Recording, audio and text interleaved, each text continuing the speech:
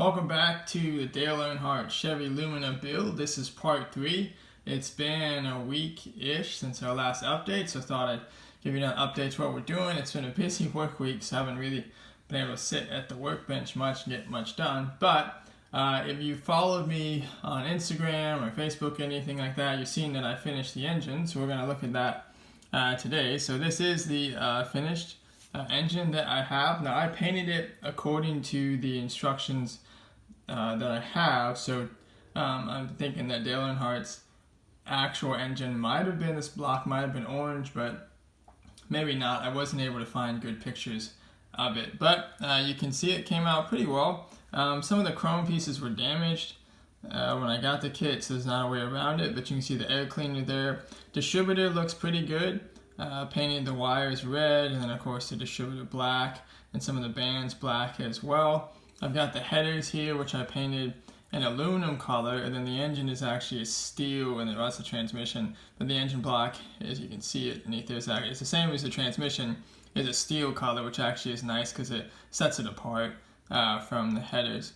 Then all these pieces came out well. I might have to touch up a little bit there when I go back, but the radiator fan, all that stuff, the alternator came out pretty well.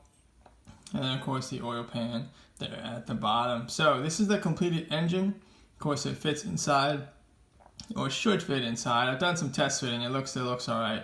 And then of course the headers will hook up to the exhaust. But that's the first big step because that gets rid of a lot of detail. Oftentimes when you open the hood up, of course, that's really what you're focused on, the engine. So you always want the engine to be looking sharp. So the engine is completed.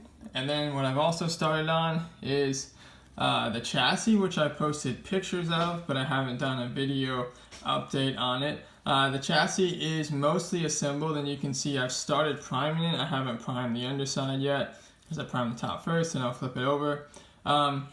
Couple things about the chassis. These things never seem to go together right. So you can see the, I think that's the petty bar that goes right here. It was attached.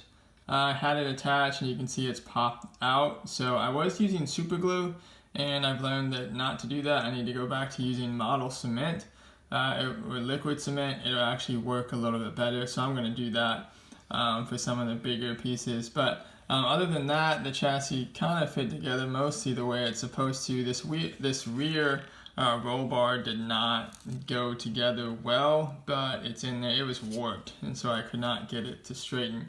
I just used Tester's paint to prime it, just a gray primer, just to give it kind of a neutral color. Obviously I got a touch up, which is fine. When I flip it over, that will be easier to do. But you can see here, I'll flip it over and get all of the underside pieces. But we'll do some more work on that today, but that's the chassis. And then also I've assembled the body and primed it. Did not like this body. It did not go together well at all. You can see you got some seams there on the front bumper. The spoiler kept falling off. The rear bumper was really bad, but from people I've talked to, that's probably part of it was I was using super glue. You can see it doesn't really fit that well. You got a gap there instead of using liquid cement, because the rear bumper only has this contact point here, and the same one on the other side. Doesn't make a lot of contact on the top, so it gets kind of finicky trying to put it all together. But that is the body. So prime that gray, then of course that'll all be painted black. But that's what I've got done so far. Engine, some of the chassis, doing some body work.